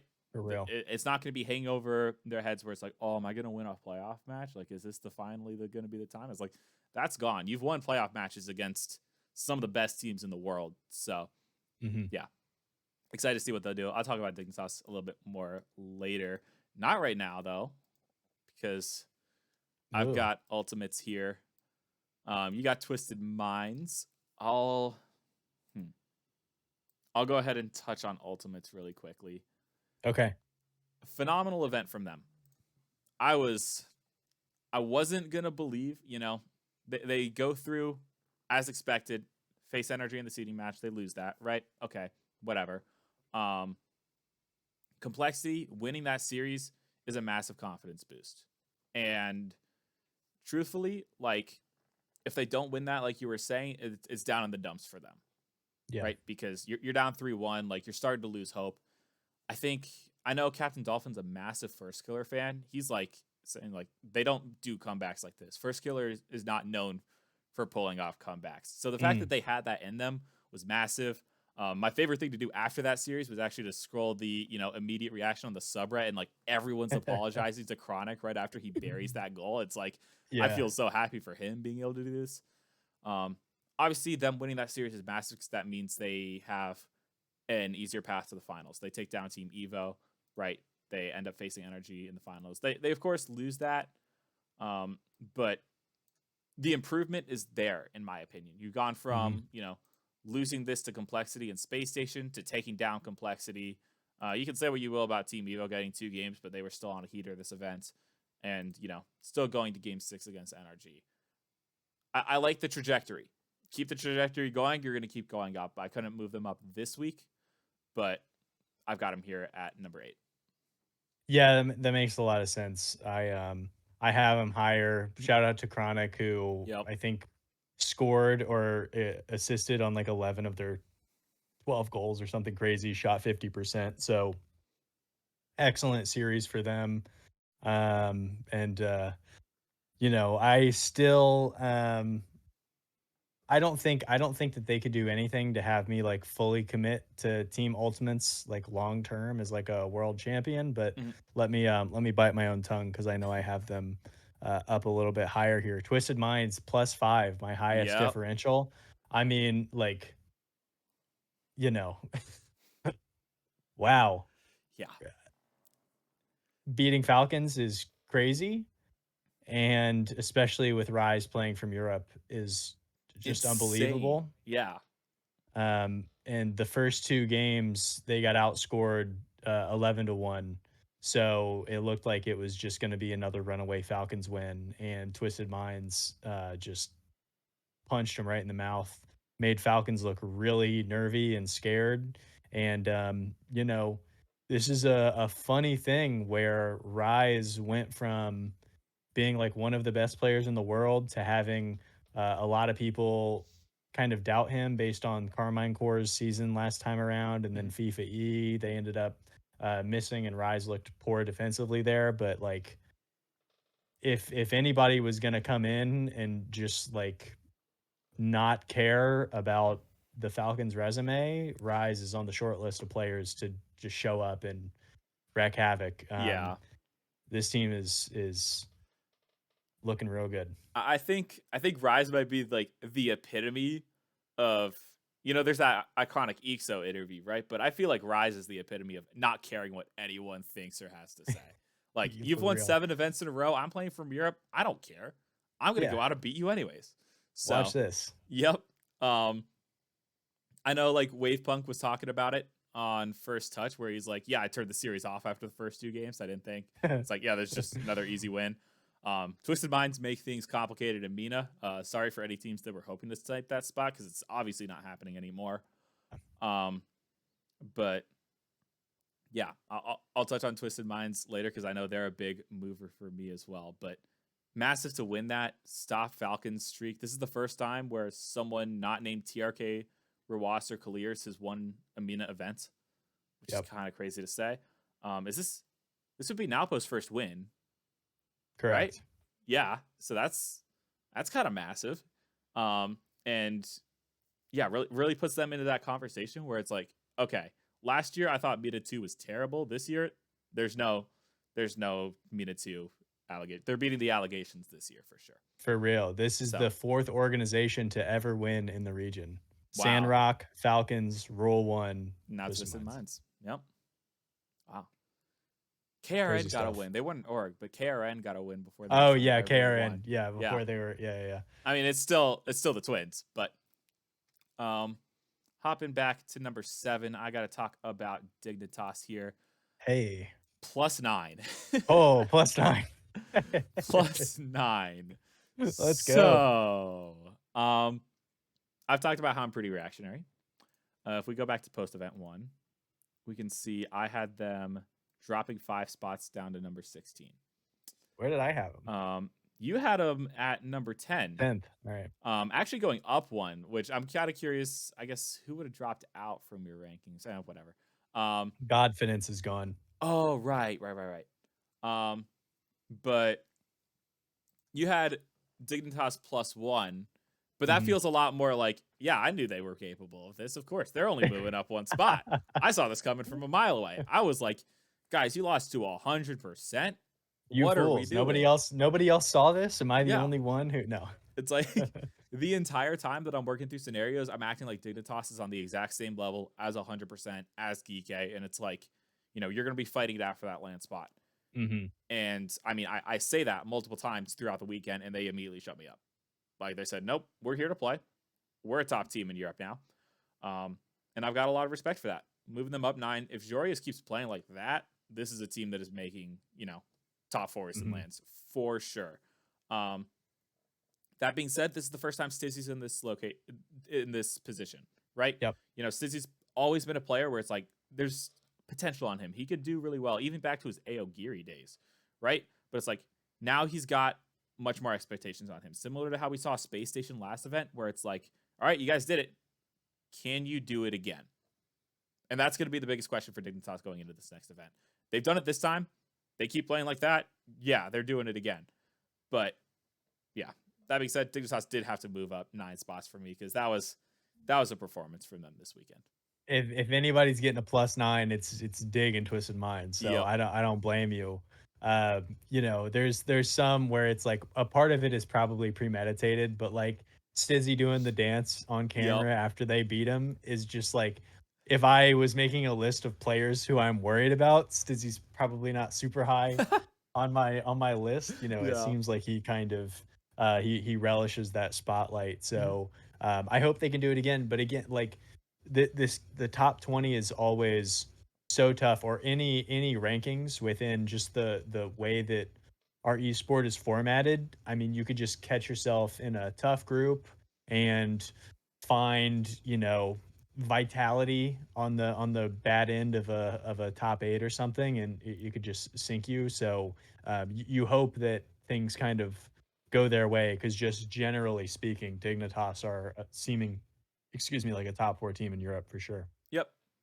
I guess the thing I'll add with Dignitas, like if they do catch Vitality on that sinking end of the ship, like yes, then just beat them in a seeding match. Dignitas beat them in the bracket. Like I'd have faith. Like Mhm. I wouldn't predict it necessarily guaranteed, but it's like we've seen it happen. We've seen that they're capable of it. So Yeah. massive props for that as well. That's a large part of moving up 9 is like, okay, you guys took down Ninjas and Vitality. It's like these were my 2 and 3. Like Yeah. I think Vitality I had 3rd in the world, Ninjas I had 5th. And it's like that's not something that the 16th best team in the world does on the same weekend. For real. For So, real. yep. +9 is deserved. Did you have Um, any other thoughts on Ultimates? Because I know you got them yeah, up here. I want to talk about them without being negative. Mhm. I I guess it's not negative, but I'll say I'm surprised that they're not what I anticipated they would be. I assumed that they would be a number 1 offense in North America, like pretty dominantly, just based on how this roster is composed. LJ is probably the best. in a vacuum, the best on the ball individual player in North America. Yeah. Like NRG's situation, it's always really tough to think about them within the broader context because when you have great teammates, it makes everything that you're trying to do easier. You know what I Exactly. mean? Yep. Like, so if it's like if you're LeBron and your teammates are Steph and Kevin Durant, you probably have more spacing to drive to the lane. Yeah. But with LJ being as dominant as he is offensively, with First Killer being the number one banana on every roster that he's ever been on offensively, and Chronic also being a mechanical wizard, I'm surprised that they're kind of middling offensively just with their output. But big win against Complexity. They've looked competitive against NRG. I just this is probably as high as I can have them just because I think NRG are clearly much better than they are, and it it feels weird to be like, "Hey, Belleair, which of these players are you most confident in a LAN setting?" And being like, "It's Chronic." I Yeah. just it's tough for me to push them higher than this, Mhm. but they deserve this spot, I think. All right. Um, I guess my question would be if they are to swing up against NRG, how confident would you be in them? Should they, maybe not take the event, but take NRG in like either a best of 5 or a best of 7 coming up? I would be I'd be pretty shocked if NRG didn't three-peat here. All I right. just think it's, like, something that I've thought a lot about is, like, I think a lot of Rocket League, especially at this highest level, is mental Hmm. and how you mentally prepare and come into matchups. And I just don't think that NRG are afraid of this team. Okay. Like, you know what I mean? And I Yeah. think that I think that they kind of think that they're second fiddle to NRG.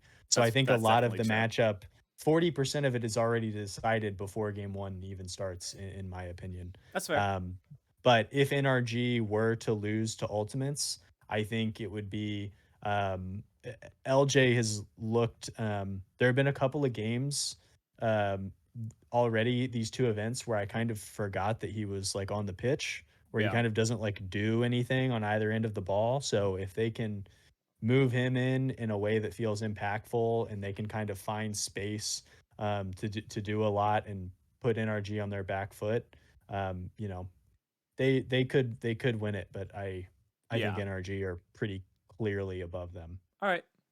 Um, I think I agree that I'd like to see a little bit more out of LJ. That hurts to say.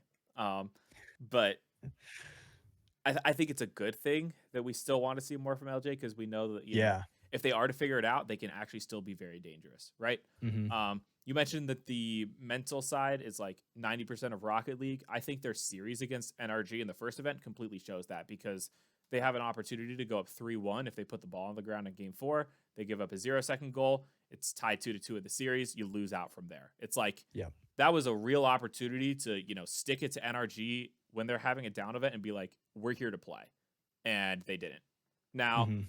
this doesn't completely count them out for the future, but it's like now NRG has the confidence where it's like, yeah, we're clearly the best team in the region. We're going for the three-peat.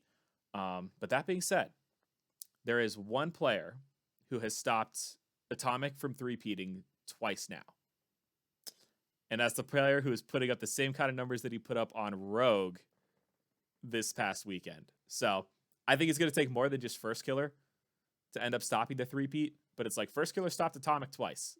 It it would surprise me to see it happen a third time, but it'd also be pretty freaking cool, and I'm sure Atomic would be really annoyed by Hey, I bet he would. that. And you know, I talked about those comms videos. Mhm. NRG had put one out, Okay. and there was a beast mode video, and I guess I'm really showing that I listen to a lot of YouTube or Rocket League Yep. in this video that we're doing, It's but good. Beast Mode had said something, and I'm paraphrasing, but like Daniel doesn't really care Yeah, yeah, about yeah. I remember that. regionals, and then Energy put out that video of them winning the grand finals over Space Station, and Mhm. Daniel was like so hyped. Like they scored a goal, and they were like, "All right." Like it seemed like they were taking like their Mhm. foot off the gas a little, like breathing a sigh of relief. Yeah. And Daniel was like, "Did we win the game yet? Did we win the game?" Like he was still like, "Let's bury these dudes in Oh, SSG." man. So I think that Venom, like, Yep. really reaffirmed how I feel about them. Daniel's out here like, if I'm not winning a game or winning a regional with Space Station, I'm sure as heck not gonna let Space Station beat me in one. For real. All right, number 6. I've got Twisted Minds up here. You've got Ooh. Furia. Okay. Um, I'll touch on Twisted Minds because I know you've talked about them before. Yeah, Rise, 130 some odd ping or whatever it is, beating Falcons. Should have been a series that Falcons end up closing out and just being like, all right, another 4-0, 4-1, let's go home. It's like, no, Rise, Twisted Minds have other plans. This was an announcement to me. Yeah. Um, Wavepunk had them as high as 3. I think that's a steady overreaction, but I also respect it because I mean I just had Dignitas +9. I know what a little bit about overreacting. Get Um, those clicks, Wade Punk. it does, but this was an announcement that Twisted Minds is like, all right, we're gonna be competing for top eights. Yeah. Full stop. You know, I forget. Actually, so in their first event, it was Twisted Minds Falcons. They've faced off 3 times this year. They're even on individual games. Twisted Minds took the first series in that seeding matchup, and then Falcons took them down 4-2 in the finals. So this Mhm. was like already like not that I was thinking Twisted Minds was ever going to be as bad as Rule 1 last year. Because I had no faith in that Rule 1 roster last year.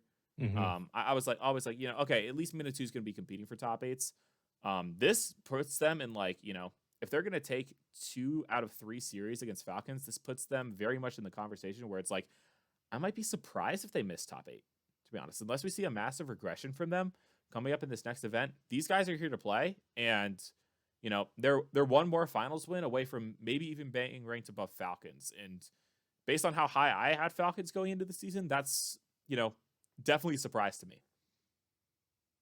I agree 100%. I still can't believe that this happened, Yeah, especially in the fashion that it like them trading games and going 7 would have made a lot of sense, but for Falcons to look to get out of the gates so hot and then regress as much as they did, um, tells us something about Falcons, but it also says a lot about Twisted Minds. yeah, Um, and again, like it's one of those things where like it's hindsight, right? Where after they won, I was like, oh, of course, like Atomic, one of the best strikers in Europe, Rise, one of the best resumes possible. Napo's been around for a while, but just hasn't got the talent around him. yep, Like the result makes sense once you see it, but it still is so surprising just because of how good Falcons have been. yeah. The last thing I'll add for Twisted Minds is very similar to how I've described Dignitas from last event, Space Station from the first event. Congrats, you've done it. Can you do it again? Like, Hmm. yes, it's your second win over Falcons in a series. The first one was a seeding match. Now you've won an event. This is going to put Falcons, who maybe are cruising after winning 7 straight, being like, yeah, we'll go into this final win again. It's like, this is a wake up call for them. Can you put them back to sleep? So we'll see about it in event 3. But right now, I like them at 6. It's a good spot for him. What about Um, Furia? Big season for Furia. Mhm. How long can you dominate the region and just keep the same 3? Maybe this is just like me being like, ooh, fun content, like thought exercise. Would Furia change their roster? Um, Clearly they're the best team in South America, and I think that they kind of encapsulate that big brother mindset Yeah. where they're going into the matchups, they're already like 80-20 gonna win just because everybody else is like, ah, well, it's Furia. Like Mhm. we did good to get here, but it's Furia. Yeah. We've seen them poking around that top of the mountain, but I think there's a pretty good resume at this point in time to just show that it's going to take a pretty Herculean effort from Yan over a couple 7 game series to win out. He always seems to regress once they dominate Swiss, they dominate groups, and then he kind of takes a regression once they hit those 7 game series. So this team has a ton of talent. We of course saw Falcons win FIFA E. Is that us getting a little bit closer to emerging regions challenging here? I think so. But the top of the cream of the crop here is even tougher than it was last season. So Yeah. Furia's top 6, and that might be as high as they go. I don't know. All right. I'll go ahead and unveil 5 because I've got Furia right there myself. Yeah. Um, I'm gonna be honest, I have a little bit different of a take on Furia. Okay. So, event 1 was their wake-up call. They Yep. scraped by with a win still, right? It's a game 7 overtime against Secret. It's like, okay, this isn't gonna be free. Event 2, they come out 4-0, dominance in the finals. So, Mhm. they've cleaned that up. They went to 5 against Secret in their seeding match. They went to 5 against Godfidence. It's like, okay, whatever. Other than that, swept everybody else the entire tournament. They only dropped 4 games all event. I think that's pretty telling. And then thinking back on it, it's like, well, if we look at their world's performance, they went 3-1 in the Swiss, including taking down Carmine Core. Mhm. They dropped to that 5 seed, which is a little bit unfortunate, losing in the rematch against Carmine Core, losing to the eventual world champions in BDS. Yep. Beat Space Station in 7. Take G2 to a game 7 overtime. And so Mhm. that G2 team was in the finals. And if you flash back to London, they took G2 to game 6 in that after beating Vitality to make top 4. And it's like they always are that team where it's like, oh, these guys came out really strong in the Swiss. They went, they started 2-0 in both Swiss events. I think they ended up going 3-2. Was it in both of them or just one of them? I can't remember. I can't recall either, but I think they did. They might have gone 3-0 in both. They looked Okay. really strong in both. Yeah. Or well, I know with London they lost to Space Station in the Swiss, so they almost got reverse swept out of that, and then they beat Auction at the final hurdle. I just Yeah. can't remember for Copenhagen to be honest, or Worlds. Um, but with with what we saw at the top, I actually almost have them right third. I put together the list and I was like, can I actually have Fury at 3? Because we saw, you know, Vitality took not just one but 2 losses to teams that they shouldn't be beating. Falcons end up losing to Twisted Minds. And it's like, for a brief moment, I was like, after this weekend's performance, can I have Fury all the way up at 3? Of course, I didn't end up doing that. I still have him at 5. But there was a brief consideration where it's like everything for the rankings. I sat here watching the results pour in last week, and I'm like, these rankings are going to be impossible because everything is going haywire, right? The only solace that ends up happening is like, okay, at least NRG ends up winning this event. That makes it easy Yeah. because otherwise, I'm like, I'm going to put someone at I number don't know what to 2 do. that Yeah. has completely fumbled the bag and should not be going up in the rankings based on this Uh-huh. performance. But I almost had Furia ranked at 3. I think if we're to see the same struggles out of, the teams that I have above them, they could very easily slide up. And if you look at their land performances, like, are they challenging to win international trophies? Not just yet, but they're consistently beating their region. If they beat them as strongly as they did this weekend, that's a great sign. Can't really ask for much more from them aside from maybe not getting challenged as much by Godfidence. And if everyone else struggles, there's nowhere for. I don't see a world where it's like unreasonable to drop him lower than that. I gotta tell you, I felt really good about my list so far and where I have things and where you have things, but you're kind of talking me into pushing Furia a little bit higher just because I'm contradicting myself where I was like, South America is so strong and Fury have dominated it, but Mhm. yet I have them here. And the context is a good reminder of like maybe Yan hasn't had the all-star performances that you anticipate from a player of his caliber, but the competition that they've been going against um, has been top tier. Yeah. So maybe I need to reevaluate where I have Furia.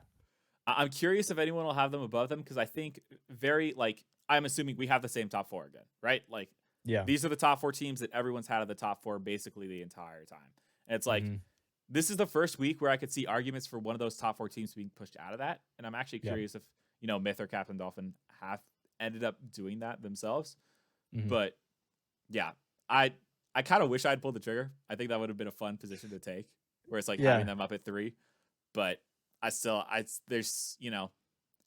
there still feels like there's that glass ceiling where it's like, okay, but make a finals, like Mhm. put together a complete performance, and it's unfortunate that you run into the world finalists and like always making finals G2 in that top 6 round, but it's like you also put yourself in that position by losing out Yeah. to like multiple times. So If I had to do it all over again, I think I probably would have switched my 5 and 6, but mhm, I have ninjas here. I think a lot of it is just confidence in Europe as a region and just looking at this yeah, team on paper and realizing what they are. I rate Itachi super highly. I think That's true. Oski is one of the best strikers that we have in the RLCS right now, and Nass is probably one of the most untouchable young players that we have across the world. So, you know, I have him here.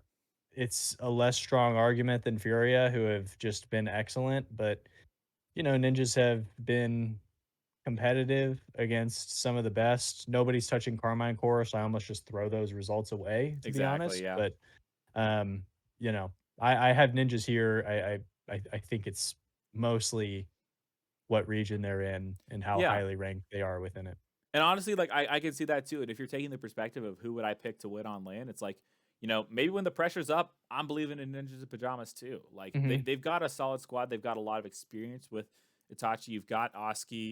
If Nass really performs up to what we know he's capable of, it's like it does make sense that I would favor Ninjas in Pajamas.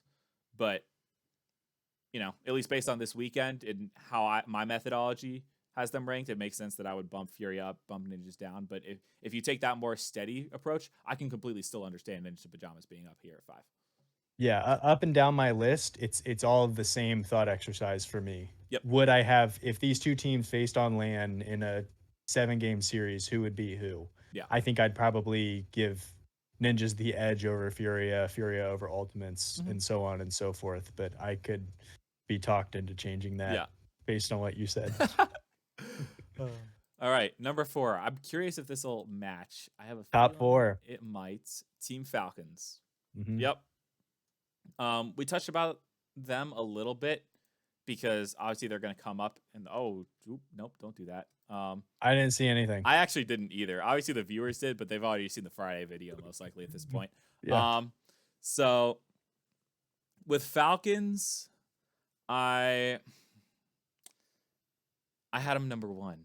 I wanted to believe in them, and it's like I gave them the one out Incredible. last week where it's like they had the the seating match where you lose. It's like I can't keep you above Carmine Core, but now you're Yeah. losing events. Like Yeah. that's so tough, guys. That's so Mhm. tough. I hope it's a wake up call. Like there's room for them to move up now, right? The last 2 weeks it's like you guys are on a very tight leash. If you screw up once, it's like you're probably toast. But it's like, all right, now you have the chance for redemption because I believe in Twisted Minds more now that they've beaten you. And if you can respond to that, then that probably just means I think Mina is a higher rated region as a whole. So yeah, there's room for them to go up, but they're definitely like the most questionable. I have less faith in Falcons at 4 right now than I did in Energy at 4 at the start of the season, and I was very shaky on that Energy. Or I guess Yeah. I no, it was I hated the fact that I had Energy that low at 4 last year or Mhm. preseason. Last week I The was yeah. like, Yeah, yeah, yeah. I'm saying this terribly. Um, Last week I was like, NRG this is closer to 5 than it is to 3. This Falcons is also closer to 5 than it is to 3 in my opinion. The volatility scares me with Hmm. them, where I've already beat a dead horse on this Twisted Mind series, but the change in pace where they really got pressured and looked really shaky, like passes that aren't connecting, Rawas just like missing balls, TRK being caught without boost. It was really a Jekyll and Hyde kind of series for them. And we've seen that for them internationally too, where there have been some events in the lead up to top fours or whatever, where it's like Falcons are clearly the best team in the world. The way that they're able to connect, it almost seems like they're a triple-headed supercomputer where they just all know where each other are and they're Yeah. able to keep offensive pressure at a breakneck pace. And then you'll just kind of find them where it almost seems like they beat themselves. They don't look like the same team. And that volatility has them capped at fourth for me. And of course, the Twisted Minds loss isn't a feather in the cap either. Yeah. All right. I think we're going to differ. I I think think we're we going to are. differ. I like your mind sees it a little bit, and yeah. All right. I've got vitality at 3. You've got energy at 3. I told you before we went live that I went back and I did these late at Yeah. night, and then I was just laying in bed, couldn't sleep, a little insomnia. I popped open my phone and made some changes. Was this the This one? was one of the changes that I made, Wow. yeah. And I now that I've slept on it, I kind of feel like I regret it, but for me, it's just I haven't even revealed, Vitality here, but Yeah. I just am going to defer to let's see it first before I really move them, Mhm. like 2 world champs and Zen, you know? Yeah. 2 the 2 most recent world champs rather, and Mhm. Zen. So I kind of just to give them the edge, but this NRG team, look awesome. Yeah. And for a long time, it was like, "Oh, okay, beast mode is the best on this team," and then who comes after that? Um, Atomic has looked excellent, and I had before the season started, I had put out my top 50 players list, and I Yep. had Daniel at, like, 13th or something, and Mhm. everybody was like, "What are you doing?" And I was like, "What am I doing?" Because Daniel looks awesome this season, so, Uh, maybe I just have no idea, but, um, you I know I mean, I don't know if I've seen a single top 25 list, much less the top 50 list aged perfectly, because Yeah, right. those things are always so volatile. I had Um, Matane, like, 30th. It's like, what was I doing? oh man. But from the perspective of, what I would expect on land, it's like we've all been talking about how and you specifically been on this point where it's like it doesn't really matter for vitality until we get to land, Mhm. right? Um and I know that was you talked about Daniel having that attitude as well, where it's like, just get to the land and then from there it always matters what you do. Like Vitality's season, like they can do whatever they want in the regionals. Like you took a loss to Ninjas, you took a loss to Dignitas. It's like, all right, well, we know what to clean up, but at the end of the day, if we show up on land, that's really what we're aiming to do, right? We're looking to take home a trophy, not like a little medal for winning a regional. Uh-huh. Um, and so like if you defer to that, I can see why you would have more confidence in them winning a series on land than the NRG squad here. Especially if you consider that NRG, had to take that step back most likely after the last event and be like, okay, we got a little bit exposed. Our Swiss run, we lost to Deleted and Strictly Business. The Strictly Business loss looks a little bit worse by the day considering they didn't make the second event. Hey, Um, strictly business. Top 20 preseason, what I tell you yeah, guys. yeah, you had them there, and that was a massive win, and now they're just I don't know Now what they're happened just to them. cratering. Yeah. I know.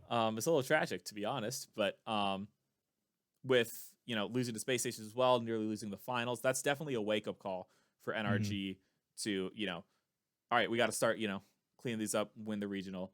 With a team like Vitality, I don't think obviously they're going to look at the Carmine core and try to review that and like still figure out how to beat them. But I feel like because it's more important to Carmine core to win the regional events. I think NRG still needs to hold on to that big brother title, considering it's exactly how much, lower the entirety of North America is held into regard. Where it's like, if they start slipping up against teams like Ultimates, then, all of a sudden that's a bit more of a warning sign. Then it's like, oh, Vitality, you Mhm. lost to Carmine Core or you lost to Ninjas, like whatever. Lost to So, fast forward. yeah, lost to Fast Forward. Forgot that happened too. Yep. I'll go ahead and reveal 1 and 2 because I mean we're talking about the same 3 teams at this point. I'm guessing your number 1 is still Carmine Core. Mine is as well. I got Energy up 2 spots to number 2. Um, I feel like the 4 of us will still have this unanimous Carmine number 1. They Yeah. did nothing to move themselves out of this spot. Um, but yeah, NRG. They regained my confidence this weekend. To be honest, where it's like last weekend, I'm like, okay, you guys are closer to 5 than you are to 3 with the performance you're like losing these series. They took care of everything this weekend and more. Did they even like get taken to match point thinking about it? I don't know if they did. Um, I don't believe so. They did in the Swiss against Rebellion. Whatever. Yeah. Um so For real. yeah, last weekend they did not. They took care of everyone that they could have. Um a resurgence of confidence. This is a team where it's like I felt bad at the preseason for not having them in the top 2 considering what they did. But they made every single final last year. There was the discussion on First Touch where it's like if they played in Europe, would they make every single final? I don't think they would because, as they were saying, like the level of competition, there's more teams that have a chance of beating you. That was Um, that was NRG they were saying that about? yeah, someone was asking if NRG would be on the finals streak that they are if they played in Europe. What a funny take. And I forget who was defending it. The funny thing with First Touch is that normally whatever guest comes on has the most ball knowledge, to be honest. I love the three guys there, but normally the guest is like the take that I agree with the most. Yeah. And Wavepunk was like, no, guys, like they're not going to make every single final because there's more teams Uh, that have the quality to be able to knock them down before then. It's like if you're yeah. looking at North America, the only teams that you would say have a chance to beat NRG before the finals, it's like Ultimates and Complexity and a Mhm. peaking space station, as we almost saw Mhm. in the finals.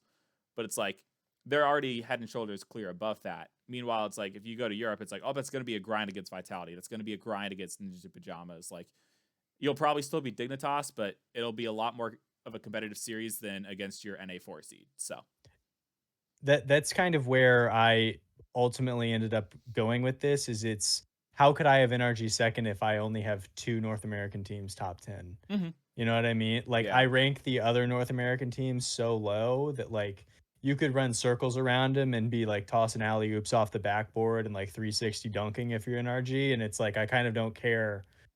You're not playing European teams, you yeah. know? So it's kind of tough to rate them higher, but they've looked great. So I get it. If it was like a structured debate, you know, like in high school where there were like debate classes and stuff. Yeah. If there were debates, like you could run circles around me if it was like NRG versus Vitality. But my big point is just like gut check. I just feel like NRG have Just the vibes. like Yeah. Vitality just have, they won the world championship. Like it's 3 players who in the last 2 years have won. So Yeah, you've got like quite possibly the best individual player in the game, or at least who was regarded as the best individual player in the yeah. game for a long time. The season or the 2023 MVP of Worlds, the 2024 Mhm. MVP of Worlds are the greatest of all time. Like The I the get the GOAT, the logic. boat, and the MVP, yeah. Yeah. Like So yeah. Um but yeah, I'm pretty firm in my top two. I mean, both these teams have a chance to three-peat. And mhm. so I like how, you know, they're both going to be going up against it. In terms of which team I think is more likely to three-peat, that's an interesting thought exercise. Which of these teams is more likely to three-peat, in your opinion?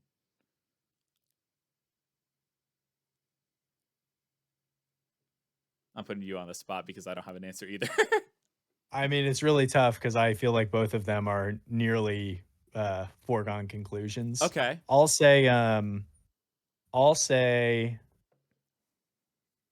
I'll say NRG are more likely just because I think the talent pool at the top of Europe is so Interesting. good. Okay. I actually have an opposite take on this. Okay.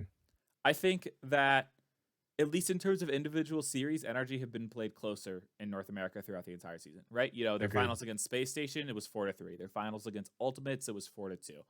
Um, Carmine Core has not dropped a single game in the finals. Yeah. And so I think like, and even before that, it's like what they dropped one game to Ninja Pajamas in the first event in the semis.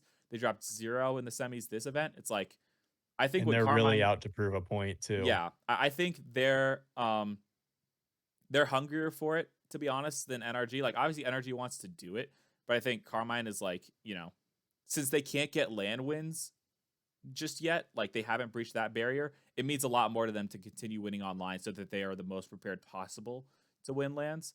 I think NRG would be like, okay, we lost the third event, whatever, let's focus on Birmingham, right? Where it's Yeah. like the focus on Birmingham for Carmine Core is how do we win this event right here in front of us right now. So Mhm.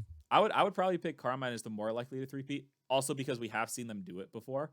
Um, but in the example, maybe this is even a hotter take. In the example that Carmine Core three-peats and NRG doesn't, I might have more faith in NRG to win the LAN than Carmine Core. I hear you, right? I was actually just about to ask something around the same thing where it's like, is Carmine Core like building up the ladder too tall here where they could topple? You're kind of putting a lot of pressure on yourself, similar Exactly. to France at FIFA E, Hmm. where it was like, this French team is the best. Nobody can beat them. And Carmine Core, it's like they've three-peated in Europe. They're unstoppable. You kind of add a lot of pressure because Atau has shown signs of weakness deep into lands. Yeah. Vatira hasn't had a blemish free resume so far at these international events. So I feel the same way you do. Yeah. It's kind of actually what kept Vitality at 2 for me, Hmm. where it was like, this is actually kind of good for them, where it's like now it's like there's no that you all the pressure has been removed, you Yeah. know? Maybe not internally. Maybe they still feel that pressure to beat Carmine Core, but they can kind of just They're not looked at walk as the favorites. into Yeah. yeah, it's kind of, that pressure is off. It's like what we got from Oxygen at the World Championship last season. Exactly. Yep. So yeah, that pretty much sums up the top 20. Yeah.